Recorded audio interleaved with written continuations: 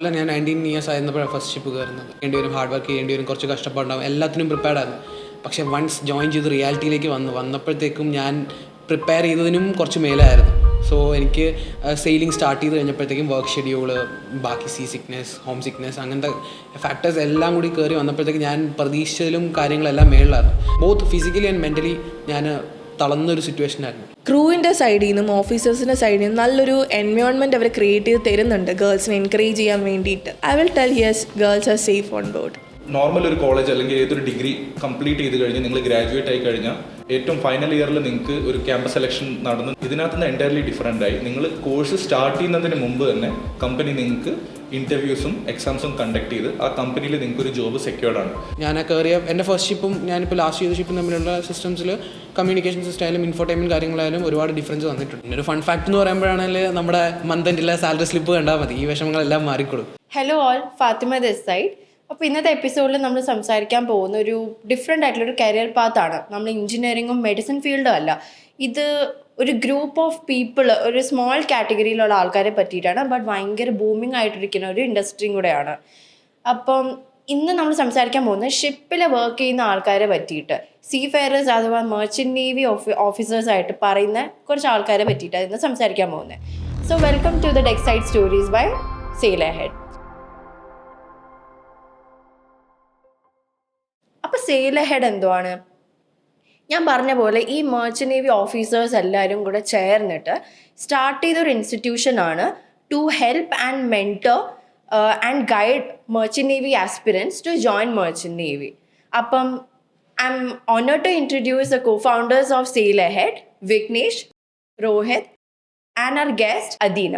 അപ്പം നമ്മൾ ഈ സെയിൽ അഹെഡ് ഇൻസ്റ്റിറ്റ്യൂഷൻ സ്റ്റാർട്ട് ചെയ്ത് കുറച്ച് നാളായി. അപ്പം നമുക്ക് കുറച്ച് ജനറൽ എൻക്വയറീസ് വന്നിട്ടുണ്ടായിരുന്നു. അപ്പം നമുക്ക് ഇന്നത്തെ പോഡ്കാസ്റ്റിൽ നമ്മൾ അതായിരിക്കും ബ്രേക്ക് ഡൗൺ ചെയ്യുക. വാട്ട് ആർ ദ ക്വാളിഫിക്കേഷൻ, ഒരാൾക്ക് എങ്ങനെ എൻട്രി ചെയ്യാൻ പറ്റും, എന്തൊക്കെ ക്രാക്ക് ചെയ്യണം, എന്തൊക്കെ എക്സാമിനേഷൻ ഉണ്ട്, അപ്പോൾ അതിനെ പറ്റിയിട്ടായിരിക്കും നമ്മൾ ഇന്ന് സംസാരിക്കുന്നത്. അപ്പോൾ ഇന്നത്തെ ജനറൽ ഡിസ്കഷനിൽ നമ്മൾ ആദ്യത്തെ ക്വസ്റ്റ്യൻ വരുവാണ്, മെർച്ചൻ്റ് നേവിയും ഇന്ത്യൻ നേവി തമ്മിലുള്ള ഡിഫറൻസ് നമുക്ക് മെയിനായിട്ട് വരുന്ന ഒരു ഡൗട്ടാണത്. അപ്പോൾ എന്താണ്? സോ ബേസിക്കലി മെർച്ചൻ്റ് നേവിയും ഇന്ത്യൻ നേവിയും രണ്ട് ഡിഫറെൻറ്റ് സ്ട്രീംസ് ആണ്. ആൻഡ് ഇന്ത്യൻ നേവി എന്ന് പറയുമ്പോൾ നമ്മുടെ നേഷൻ വൈഡ് ഡിഫൻസ് സിസ്റ്റത്തിന് വേണ്ടിയിട്ട് വർക്ക് ചെയ്യുന്നതും, ആൻഡ് മെർച്ചൻ്റ് നേവി എന്ന് പറയുമ്പോൾ ഗ്ലോബൽ ട്രേഡ് ആൻഡ് ട്രാൻസ്പോർട്ടിന് വേണ്ടിയിട്ടുള്ളൊരു സെക്ടറാണ്. സോ ഇന്ത്യൻ നേവി എന്ന് പറയുമ്പോൾ nationwide water based defence സിസ്റ്റമാണ്, ഇന്ത്യയുടെ water based defence system. And merchant navy എന്ന് പറയുമ്പോൾ ഗ്ലോബൽ ട്രേഡ്, നമ്മുടെ കാർഗോയും പാസഞ്ചേഴ്സും പോലുള്ള കാര്യങ്ങളുടെ ഗ്ലോബൽ ട്രേഡിനായിട്ട് ഉള്ളൊരു സെക്ടറാണ് merchant navy. So globally around 90% global ട്രേഡും ഹാൻഡിൽ ചെയ്യുന്നത് മെർച്ചൻ്റ് നേവി വഴിയാണ്. ഓക്കെ, അപ്പം മെർച്ചൻ്റ് നേവി കയറാനായിട്ട് നമുക്ക് രണ്ടാമത്തെ ക്വസ്റ്റ്യൻ വരുന്നതാണ്, ക്വാളിഫിക്കേഷൻ എന്താണ്, ഏജ് ലിമിറ്റ് എന്താണ്, എന്തൊക്കെ എക്സാംസ് ആണ് ക്രാക്ക് ചെയ്യേണ്ടതെന്ന്. അപ്പോൾ എന്താണ് ബേസിക് ക്വാളിഫിക്കേഷൻ? നമുക്ക് മെർച്ചൻ്റ് നേവിയിൽ 2 ഡിപ്പാർട്ട്മെൻറ്റാണുള്ളത്. ഒന്ന് ഡെക്ക് ഡിപ്പാർട്ട്മെൻറ്റ്, മറ്റൊന്ന് എഞ്ചിൻ ഡിപ്പാർട്ട്മെൻറ്റ്. അതിൽ ഡെക്ക് ഡിപ്പാർട്ട്മെൻറ്റിൽ ആസ് എൻ ഓഫീസറായിട്ട് ജോയിൻ ചെയ്യാൻ 2 കോഴ്സസാണ് കറൻ്റ്ലി അവൈലബിൾ ആയിട്ടുള്ളത്. ഒന്ന് DNS, diploma nautical science leading to BSc, മറ്റൊന്ന് BSc നോട്ടിക്കൽ സയൻസ് ആണ്. അതിൽ ഡിപ്ലോമ നോട്ടിക്കൽ സയൻസ് എന്ന് പറയുന്നത് 1 ഇയർ കോളേജ് കോഴ്സും 18 മന്ത്സ് സെയിലിങ്ങുമാണ് ഉള്ളത്. And in BSc nautical science 3 year college കോഴ്സും 12 മന്ത്സ് സെയിലിങ്ങുമാണ് വരുന്നത്. 2 കോഴ്സിനും എലിജിബിലിറ്റി ക്രൈറ്റീരിയ എന്ന് പറയുന്നത് IMUCT കോമൺ എൻട്രൻസ് എക്സാം അവർ ക്ലിയർ ആയിരിക്കണം. പിന്നെ 12th അവർക്ക് PCM 60% ഉണ്ടാവണം. ഈവൻ ഗ്രാജുവേഷൻ കഴിഞ്ഞ ആൾക്കാർക്കും DNS അവർക്ക് ജോയിൻ ചെയ്യാൻ പറ്റുന്നതാണ്.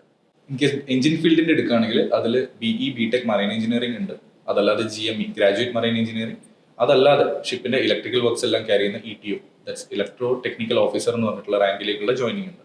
സോ നമ്മളിപ്പോൾ ഓരോന്നെടുത്ത് നോക്കുകയാണെങ്കിൽ BE BTech മറൈൻ എഞ്ചിനീയറിംഗിന് നമ്മൾ 4 ഇയേഴ്സ് മറൈൻ എഞ്ചിനീയറിംഗ് കോഴ്സ് പഠിക്കുക. അത് കഴിഞ്ഞിട്ട് 4 months of onboard training complete ചെയ്ത് കഴിഞ്ഞാൽ നിങ്ങൾക്ക് എഞ്ചിൻ കാഡറ്റായിട്ട് കംപ്ലീറ്റ് ചെയ്ത് നിങ്ങൾക്ക് ഫോർത്ത് എഞ്ചിനീയറായിട്ട് ജോയിൻ ചെയ്യാം, എക്സാംസ് ക്ലിയർ ചെയ്തതിന് ശേഷം. അതുപോലെ തന്നെ ഇപ്പം GME എടുക്കുകയാണെങ്കിൽ ഗ്രാജുവേറ്റ് മറൈൻ എഞ്ചിനീയറിംഗ് കോഴ്സാണ്. അതിന് നിങ്ങൾ ഇപ്പം BTechൽ മെക്കാനിക്കൽ എഞ്ചിനീയറിംഗ് കംപ്ലീറ്റ് ചെയ്തിട്ട് നിങ്ങൾ 8 months ഓഫ് കോളേജ് ഉണ്ടാവും. അത് കഴിഞ്ഞിട്ട് 10 months ഓൺബോർഡ് ട്രെയിനിങ് കംപ്ലീറ്റ് ചെയ്യുക. എന്നിട്ട് എഞ്ചിൻ കാഡറ്റായിട്ട് കാഡറ്റ്ഷിപ്പ് കംപ്ലീറ്റ് ചെയ്തതിന് ശേഷം നിങ്ങൾ ഫോർത്ത് എഞ്ചിനീയറായിട്ട് ജോയിൻ ചെയ്യും. ഇലക്ട്രോ ടെക്നിക്കൽ ഓഫീസർ എടുക്കുകയാണെങ്കിൽ BTech electrical electronics and telecommunication engineering അത് കംപ്ലീറ്റ് ചെയ്തതിന് ശേഷം നിങ്ങൾ 4 months of onboard training and 4 months of college. ഇത് കംപ്ലീറ്റ് ചെയ്തതിന് ശേഷം നിങ്ങൾക്ക് ETO ആയിട്ട് ജോയിൻ ചെയ്യാൻ പറ്റും. പിന്നെ മെയിനായിട്ട് മിനിമം CGPA 6.5 ആയിരിക്കണം. പിന്നെ റിട്ടേൺ സ്റ്റാൻഡേർഡ്സ് ആയിട്ടുള്ള മെഡിക്കൽ എല്ലാം കംപ്ലീറ്റ് ചെയ്തിട്ടായിരിക്കണം ഉണ്ടാവുക. ഇത് മാത്രമാണ് eligibility criteria and joining formalities. Indian സൈഡിൽ പറയുന്നത് ഡെക് ഡിപ്പാർട്ട്മെന്റിൽ 2 കോഴ്സ് ചെയ്താലും ജോയിനിങ്ങിൽ വരുന്നത് സെയിം റാങ്കിൽ തന്നെയായിരിക്കും. ഡെക്കേഡഡ് ആയിട്ടായിരിക്കും നിങ്ങൾ ട്രെയിനിങ് പീരീഡിൽ ജോയിൻ ചെയ്യുക. 1 സെക്കൻഡ് നീഡ്സ് ക്ലിയർ ചെയ്താൽ 3rd ഓഫീസർ അല്ലെങ്കിൽ ജൂനിയർ ഓഫീസർ റാങ്കിലായിരിക്കും ജോയിനിങ് ആയിട്ട് വരുന്നത്. ഇപ്പോൾ പറഞ്ഞല്ലോ നമ്മളുടെ മാരിടൈം കോഴ്സസ് പഠിക്കാനായിട്ട് നമുക്ക് IMUCET ക്രാക്ക് ചെയ്യാൻ എക്സാമിനേഷൻ ക്രാക്ക് ചെയ്യുന്ന അതൊരു മെയിൻ റിക്വയർമെൻ്റ് ആയിട്ട് വരുവാന്ന്. അപ്പം എന്താണ് IMUCET examination? So IMUCET Indian maritime university common entrance test ആണ്. ഓൺലൈൻ ബേസ്ഡ് ടെസ്റ്റ് ആണ്. ഇയർലി ട്വൈസ് ആണ് നടക്കുക. നിങ്ങൾ ഇപ്പം മെഡിസിൻ ഫീൽഡിലേക്ക് ഒരാൾ ജോയിൻ ചെയ്യുന്നു, അവർക്ക് നീറ്റ് എക്സാംസ് ക്ലിയർ ചെയ്യണം. ഓൾ ഇന്ത്യ ലെവലിൽ നടത്തുന്ന എക്സാം ആയിരിക്കും. അത് ക്ലിയർ ചെയ്യുന്നത് ഒരു ബേസിക് റിക്വയർമെന്റ് പോലെ തന്നെ മെരിടൈം കോഴ്സുകളിൽ GME അല്ലെങ്കിൽ ETO ഇതല്ലാതെ ഏതൊരു മെരിടൈം കോഴ്സ് കംപ്ലീറ്റ് ചെയ്യണമെങ്കിലും നിങ്ങൾക്ക് IMUCET എൻട്രൻസ് എക്സാം ക്ലിയർ ചെയ്യേണ്ടത് ബേസിക് ആയിട്ടുള്ള ഒരു റിക്വയർമെന്റ് ആണ്. നിങ്ങൾ അത് കഴിഞ്ഞിട്ട് IMU ക്യാമ്പസിലും ജോയിൻ ചെയ്യാം, നിങ്ങൾക്ക് പ്രൈവറ്റ് കോളേജസിലും ജോയിൻ ചെയ്യാം. നിങ്ങളുടെ IMUCETയിലെ റാങ്ക് ബേസിസിലാണ് നിങ്ങൾക്ക് IMU ക്യാമ്പസുകളിൽ കിട്ടുക. ലൈക്ക് ഗവൺമെന്റ് കോളേജിൽ നിങ്ങൾക്ക് അഡ്മിഷൻ കിട്ടുന്ന പോലെ. അതേസമയം പ്രൈവറ്റ് കോളേജസിൽ നിങ്ങൾ IMUCET ജസ്റ്റ് ക്ലിയർ ചെയ്തു എന്നുള്ളതാണ് നിങ്ങൾക്ക് അതിനകത്തുള്ള ഒരു requirement. So IMUCET is very important. ഒരു മാരിടൈം കോഴ്സ് നിങ്ങൾക്ക് എടുക്കുകയാണെങ്കിൽ നിങ്ങൾ ഫസ്റ്റ് ലൈൻ ആയിട്ട് നോക്കേണ്ട കാര്യമാണ് IMUCET എൻട്രൻസ് എക്സാം. ഓക്കെ, അപ്പം നമ്മളിപ്പോൾ ഈ ഇടയ്ക്കായിട്ട് കേട്ട് വരുന്ന ഒരു ടേമാണ് കമ്പനി സ്പോൺസർഷിപ്പ് എന്നുള്ളത്. അപ്പം എന്താ company sponsorship? Okay, so basically നമ്മൾ ഏതൊരു ഗ്രാജുവേഷൻ കോഴ്സ് എന്ത് കോഴ്സും ആയിക്കോട്ടെ, അവിടുത്തെ സിസ്റ്റം എങ്ങനെയാണ്, നമ്മളൊരു കോഴ്സ് കംപ്ലീറ്റ് ചെയ്ത് ഏതർ നമ്മൾ ഫൈനൽ ഇയർ ആകുമ്പോഴത്തേക്കും ഒരു ക്യാമ്പസ് പ്ലേസ്മെൻറ്റിന് പോയി ഒരു ജോലി സെക്യൂർ ചെയ്യും, അല്ലെങ്കിൽ കോഴ്സ് കംപ്ലീറ്റ് ആയതിനു ശേഷം നമ്മൾ ഇൻ്റർവ്യൂസ് അറ്റൻഡ് ചെയ്ത് ജോലി സെക്യൂർ ചെയ്യും. സോ അതിൻ്റെ നേരെ ഓപ്പോസിറ്റുള്ള സിസ്റ്റമാണ് സ്പോൺസർഷിപ്പ് എന്ന് പറയുന്നത്. സ്പോൺസർഷിപ്പ് എന്ന് പറയുമ്പോഴത്തേക്കും നമ്മളൊരു കോഴ്സിന് കയറുന്നതിന് മുന്നേ തന്നെ ഒരു ഷിപ്പിംഗ് കമ്പനി നമുക്ക് അവർ ജോബ് അഷ്വറൻസ് തരുന്ന ഇറ്റ്സ് ലൈക്ക് ഒരു ഓഫർ ലെറ്റർ അവർ ഇഷ്യൂ ചെയ്യുന്നു.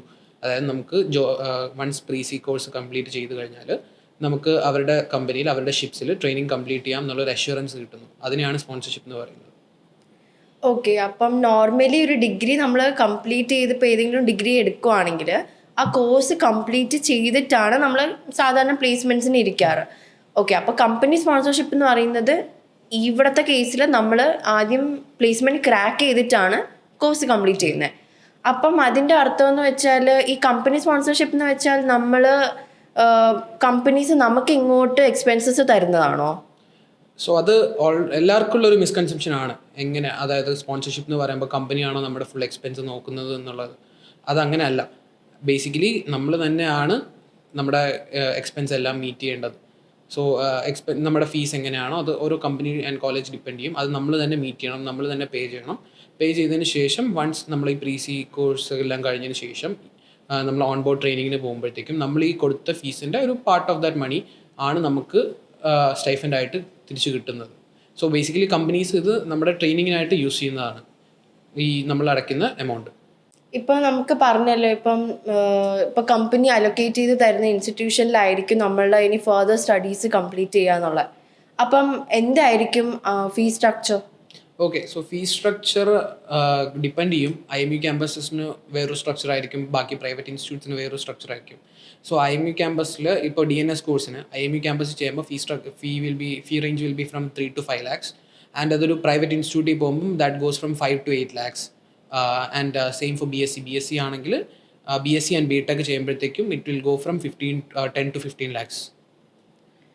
ഓക്കെ, അപ്പം മർച്ചന്റ് നേവി ഇതുവരെയായിട്ട് നമ്മൾ കേട്ടത് ഇറ്റ് ഈസ് ഭയങ്കര ഫാൻസി ആയിട്ടുള്ളൊരു കരിയർ പാത്ത് ആണെന്നുള്ള. അപ്പം ഇത് എത്രത്തോളം ഒരു ഫാസിനേറ്റിംഗ് ആയിട്ടുള്ളൊരു ജോബാണ്? മർച്ചന്റ് നേവി കരിയർ ഒരു ഫാസിനേറ്റിംഗ് ജോബ് ആണോ എന്ന് ചോദിച്ചാൽ ഇറ്റ്സ് ഡിപ്പെൻഡ്സ് അപ്പോൺ പേഴ്സൺ. അവർ ഈ ഒരു ജോബിനെ എങ്ങനെ അവരുടെ ഏത് പേഴ്സ്പെക്റ്റീവിലാണ് കാണുന്നത്. ലൈക്ക് കുറേ പേരുണ്ട് ഇതിൻ്റെ ഒരു ഗ്ലാമറസ് ലൈഫ് കണ്ടുവരുന്നവർ. അവർക്ക് ചിലപ്പോൾ ഇത് സർവൈവ് ചെയ്യാൻ പറ്റണം എന്നില്ല. പക്ഷെ പല ആൾക്കാരുണ്ട് ഒത്തിരി ഇഷ്ടപ്പെട്ട് വരുന്നവർ. അവർ ഇതിനെ ഇഷ്ടപ്പെട്ട് മുന്നോട്ട് പോകുന്നതുകൊണ്ട് പിന്നെ ഇപ്പോൾ ഓൺലൈനിലൊക്കെ ഒത്തിരി കാര്യങ്ങൾ എക്സ്പെഷ്യലി ഇൻസ്റ്റാഗ്രാമിൽ കാണുന്നുണ്ട്. ഓൺ ബോർഡ് ലൈഫ് എന്ന് പറയുന്നത് ഭയങ്കര സുഖകരമാണ് എന്നുള്ള രീതിയിൽ. ബട്ട് ഏതൊരു ജോബിനാണെങ്കിലും ഏതൊരു ഫീൽഡ് എടുത്താലും അവിടെ നെഗറ്റീവ്സും ഉണ്ട് പോസിറ്റീവ് സൈഡ്സും ഉണ്ട്. അതുപോലെ തന്നെ മെർച്ചൻ്റ് നേവിക്ക് അതിൻ്റേതായ പോസിറ്റീവ് സൈഡും ഉണ്ട് നെഗറ്റീവ് സൈഡും ഉണ്ട്.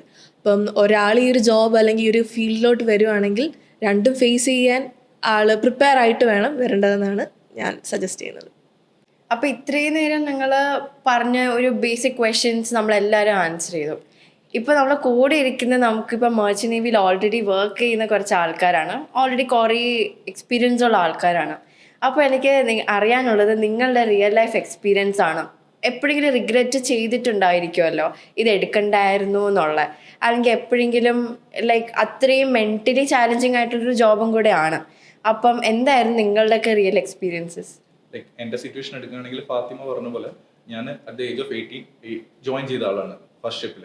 അപ്പോൾ നമ്മുടെ ഏജ് ഗ്രൂപ്പിലുള്ളവരായിരിക്കില്ല ഷിപ്പിലുള്ളത്. അതുപോലെ തന്നെ അവർ ഓൾറെഡി ഇതിൽ എക്സ്പീരിയൻസ്ഡ് ആയിട്ട് വന്നിട്ടുണ്ടായിരിക്കുന്ന ഒരു ക്രൂവിൻ്റെ കൂടെ നമ്മൾ ഫസ്റ്റ് ടൈം വർക്ക് ചെയ്യുന്ന സമയത്ത് അവിടെ എൻറ്റയർലി ഡിഫറെൻ്റ് ആണ്. നമ്മൾ ഉണ്ടായിരുന്ന ഒരു സോഷ്യൽ ലൈഫ് നമുക്ക് അവിടെ കിട്ടണമെന്നില്ല.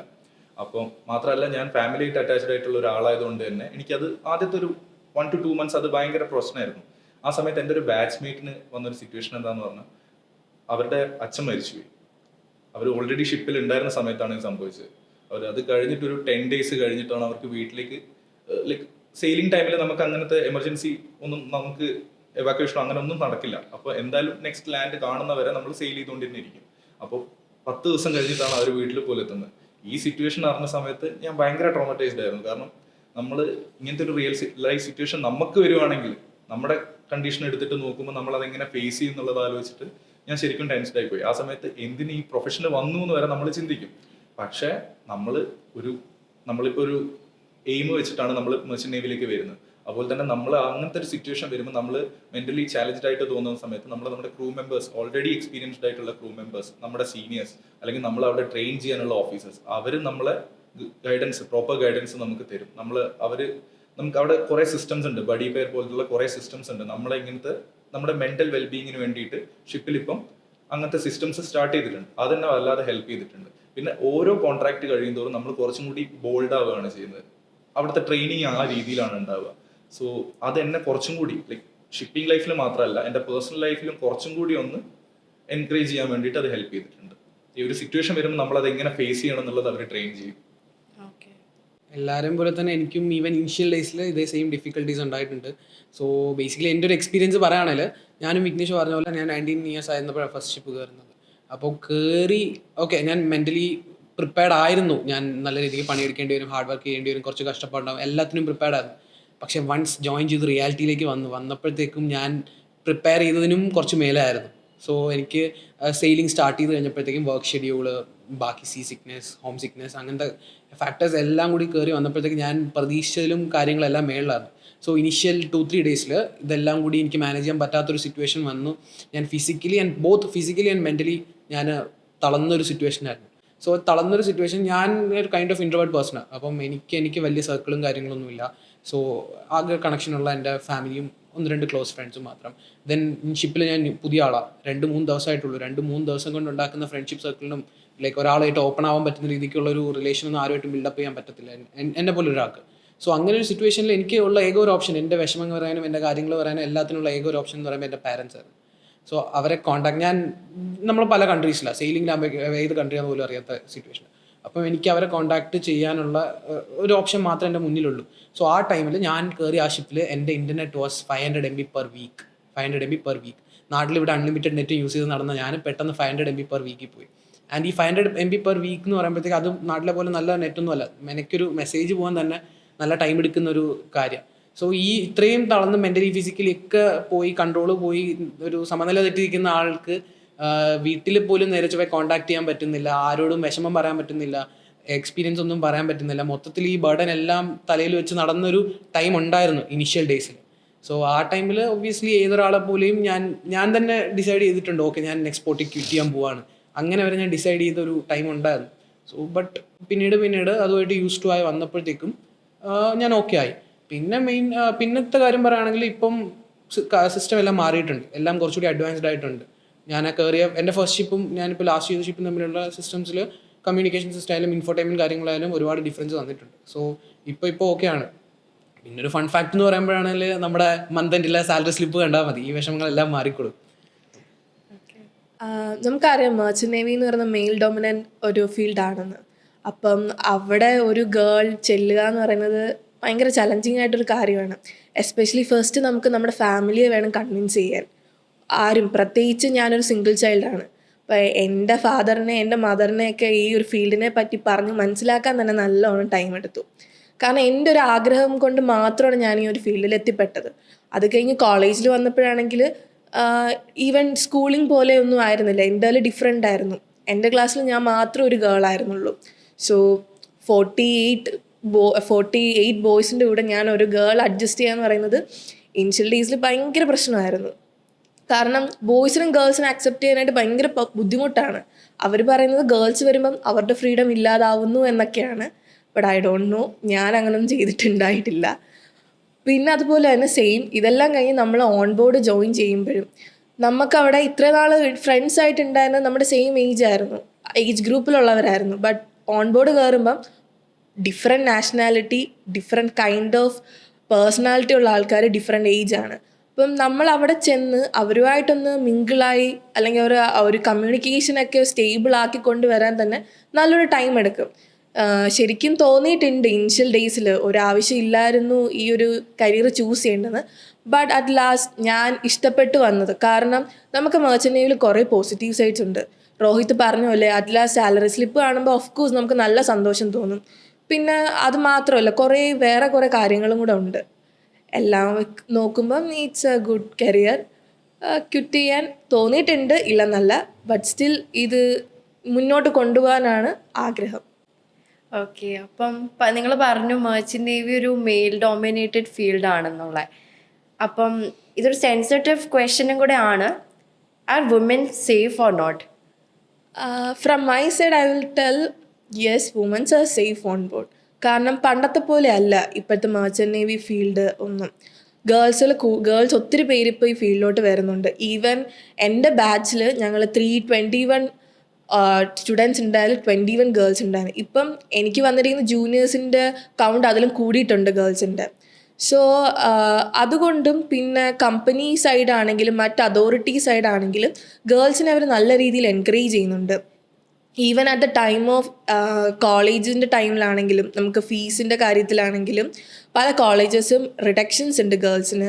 പിന്നെ മറ്റൊന്ന് നമുക്ക് IMU ആണെങ്കിൽ ഗേൾസിന് പെർ ഇയർ സ്കോളർഷിപ്പ് തരുന്നുണ്ട്. പിന്നെ ഓൺ ബോർഡ് വരുമ്പോഴും നമുക്ക് കമ്പനി സൈഡിൽ നിന്നും അവർ നല്ല രീതിയിൽ സപ്പോർട്ടീവാണ്. ഓൺ ബോർഡ് ക്രൂവിൻ്റെ സൈഡിൽ നിന്നും ഓഫീസേഴ്സിൻ്റെ സൈഡിൽ നിന്നും നല്ലൊരു എൻവയോൺമെൻറ്റ് അവർ ക്രിയേറ്റ് ചെയ്ത് തരുന്നുണ്ട് ഗേൾസിനെ എൻകറേജ് ചെയ്യാൻ വേണ്ടിയിട്ട്. So I will tell yes, girls are safe on board. അപ്പം നിങ്ങളാണെങ്കിൽ ഗേൾസിൻ്റെ കൂടെ അല്ലെങ്കിൽ വിമൻസിൻ്റെ കൂടെ എന്തായാലും സെയിൽ ചെയ്തിട്ടുണ്ടാവുമല്ലോ. അപ്പം നിങ്ങളുടെ ഒരു കാഴ്ചപ്പാടിൽ വിമൻസ് സേഫ് ആണോ ഈ ഫീൽഡിൽ? ഓക്കെ, ഞാൻ സെയിൽ ചെയ്തിട്ടുണ്ട്, ഗേൾസായിട്ട് സെയിൽ ചെയ്തിട്ടുണ്ട്. സോ എൻ്റെ പോയിന്റ് ഓഫ് വ്യൂവിൽ ഓക്കെ ആണ്, സേഫ് ആണ്. ഞാൻ കൂടെ സെയിൽ ചെയ്തിട്ടുള്ള ആൾക്ക് ഇതുവരെയും ഇങ്ങനെ ഇഷ്യൂസ് ഉണ്ടായിട്ട് എൻ്റെ അറിവിലില്ല. പുള്ളിക്കാരി കംഫർട്ടബിൾ ആയിരുന്നു, വേറെ ഇഷ്യൂസ് ഒന്നും ഉണ്ടാകുന്നില്ല. എല്ലാവരും നല്ല രീതിക്ക് തന്നെ ട്രീറ്റ് ചെയ്തുകൊണ്ടിരുന്നത്, കാര്യങ്ങളെല്ലാം നല്ല രീതിക്ക് തന്നെ ചെയ്തുകൊണ്ടിരുന്നത്. So from my point of view also girls safe ആണ്, കംഫർട്ടബിൾ ആണ് ഗേൾസ് ഈ ഫീൽഡിൽ. ഓക്കെ, ഇപ്പം സെയിൽ ഹെഡ് സ്റ്റാർട്ട് ചെയ്തിട്ട് കുറച്ച് നാളായല്ലോ. അപ്പോൾ നിങ്ങൾ എന്തായാലും ഒരു മോട്ടീവ് കണ്ടിട്ടായിരിക്കുമല്ലോ നിങ്ങളിത് സ്റ്റാർട്ട് ചെയ്തിട്ടുണ്ടാവുക. അപ്പം എന്താണ് സെയിൽ ഹെഡും എന്തിനാണ് സെയിൽ ഹെഡ്?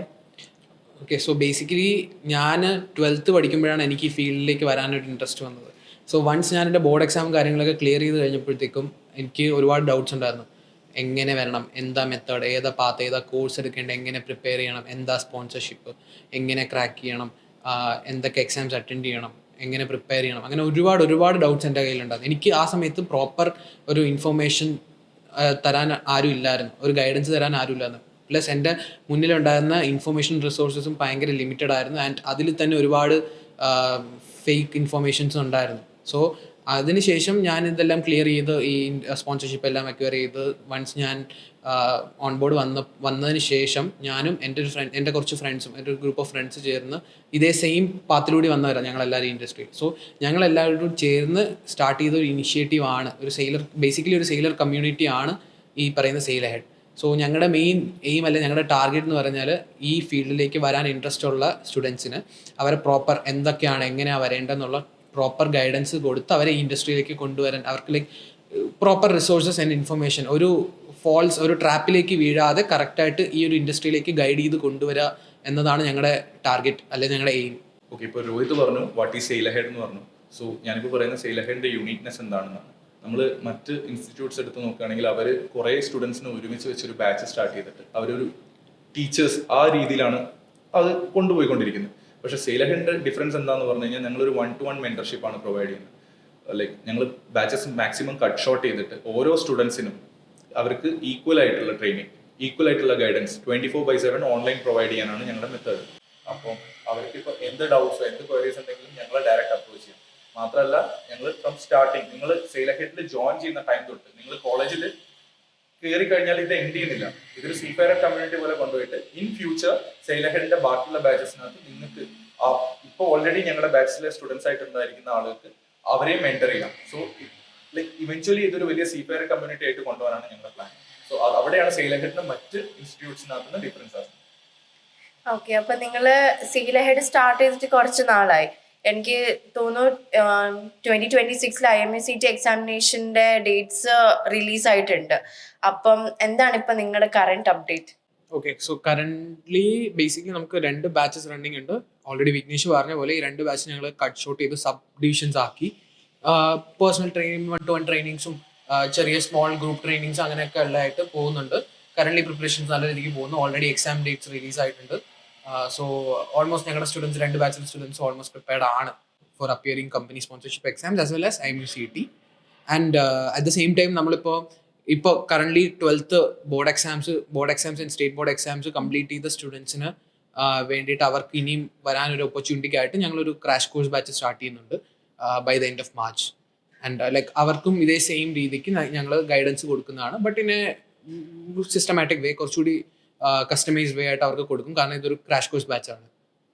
ഓക്കെ, അപ്പൊ ക്രാഷ് കോഴ്സിൽ ഈ പറയുന്ന മെന്റർഷിപ്പും ഇവരിപ്പോൾ പഠിച്ച് ഇപ്പോൾ PCM-ൽ കഴിഞ്ഞ് വരുന്ന ആൾക്കാർക്കും സിമിലർ ക്വസ്റ്റ്യൻസിന്റെ പാറ്റേണും മോക്ക് ഇന്റർവ്യൂസ് ഒക്കെ കൊടുക്കുന്നുണ്ടല്ലേ? യെസ്, ക്രാഷ് കോഴ്സിലും ഇതെല്ലാം കൊടുക്കുന്നുണ്ട്. സോ ബേസിക്കലി ഇപ്പോൾ ഒരു 12th കഴിഞ്ഞ് വരുന്ന ആൾക്ക് NCERT സിലബസിൽ എന്തൊക്കെയാണ് കണ്ടന്റ് ഉള്ളതെന്ന് അറിയാം. ബട്ട് അതൊരു വാസ്റ്റ് സിലബസ് ആണ്. ഞങ്ങൾ അതിനെ കട്ട് ഷോർട്ട് ചെയ്ത് എന്തൊക്കെ ഈ ഒരു എക്സാമിന് വേണം, എന്തൊക്കെ ഒരു കമ്പനി സ്പോൺസർഷിപ്പിന് വേണം, എങ്ങനെ ഒരു ഇന്റർവ്യൂ അറ്റൻഡ് ചെയ്യണം, എങ്ങനെ ഇരിക്കണം, എങ്ങനെ ഗ്രൂം ചെയ്യണം, അങ്ങനെ തൊട്ടുള്ള ബേസിക് കാര്യങ്ങൾ തൊട്ട് എല്ലാം നമ്മൾ ഇവർക്ക് പ്രൊവൈഡ് ചെയ്യും. We have A structured syllabus as well as അതിന് പറ്റിയ സ്റ്റഡി മെറ്റീരിയൽസും കാര്യങ്ങളെല്ലാം. സോ ഇത് ഞങ്ങളുടെ മെന്റേഴ്സ് കറക്റ്റ് ടൈമിൽ കൊടുക്കേണ്ട രീതിക്ക് ഇവരുടെ അടുത്തേക്ക് എത്തിച്ചു കൊടുക്കുകയാണ് ഞങ്ങൾ ചെയ്യാറ്. ഓക്കെ, അപ്പോൾ ഇനി മെർച്ചന്റ് നേവിയിൽ ജോയിൻ ചെയ്യാൻ ഇൻട്രസ്റ്റഡ് ആയിട്ടുള്ള ആൾക്കാർക്ക് ഒരു ബേസിക് ഇൻഫർമേഷൻ ആണ് നമ്മൾ ഈ പോഡ്കാസ്റ്റിൽ നമ്മൾ ബ്രേക്ക് ഡൗൺ ചെയ്തിട്ടുള്ളത്. അപ്പം ഇനി നിങ്ങൾക്ക് ഇതിൽ ജോയിൻ ചെയ്യണമെന്നുണ്ടെങ്കിൽ സെയിൽ അഹെഡിൻ്റെ കോൺടാക്ട് ഇൻഫർമേഷൻ നമ്മൾ ഡിസ്ക്രിപ്ഷനിൽ കൊടുക്കുന്നുണ്ടാവും. ഇനി നിങ്ങൾക്ക് എന്തെങ്കിലും ഡൗട്ട്സ് ഉണ്ടെങ്കിൽ നമ്മൾ കമൻറ്റ് സെക്ഷനിൽ ഒന്ന് നിങ്ങളുടെ ക്വയറീസ് ഡ്രോപ്പ് ചെയ്താൽ മതി. നമ്മൾ 24/7 അവൈലബിൾ ആയിരിക്കും ആൻസർ ചെയ്യാനായിട്ട്. ഇനിയിപ്പോൾ നമ്മൾ ഈ കോഴ്സ് നിങ്ങൾക്ക് ഇനി പഠിക്കണം, സെയിൽ അഹെഡ് ടീമിൻ്റെ കൂടെ ജോയിൻ ചെയ്യണമെന്നുണ്ടെങ്കിൽ നമ്മളെ മെൻറ്റേഴ്സ് അവൈലബിൾ ആണ്. Sail ahead is always available for you. This is Fathima B signing off from the tech side stories by sail ahead. Thank U.